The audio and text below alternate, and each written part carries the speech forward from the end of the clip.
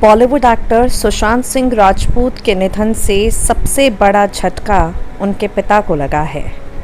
34 साल के अपने बेटे को खो देने के बाद से सुशांत के पिता पूरी तरह से टूट गए हैं। उनके लिए इस बात पर यकीन कर पाना नामुमकिन सा है कि उनका बेटा इस दुनिया में नहीं है।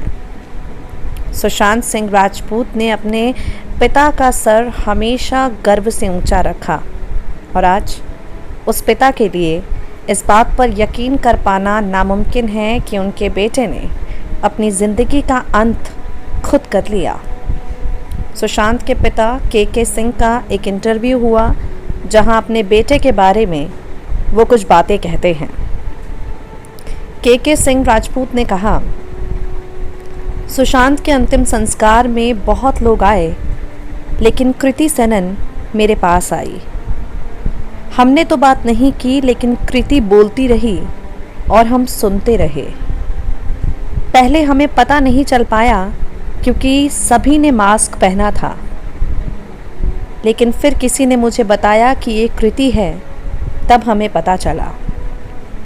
वो लगातार सुशांत की तारीफ कर रही थी और कह रही थी, बहुत प्यारा लड़का था।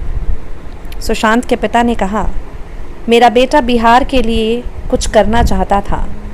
बिहार में स्कूल, कॉलेज, हॉस्पिटल ये सब बनवाना चाहता था। सुशांत एक बेहद खुश मिजाज लड़का था। वो अपने परिवार से बेहद प्यार करता था।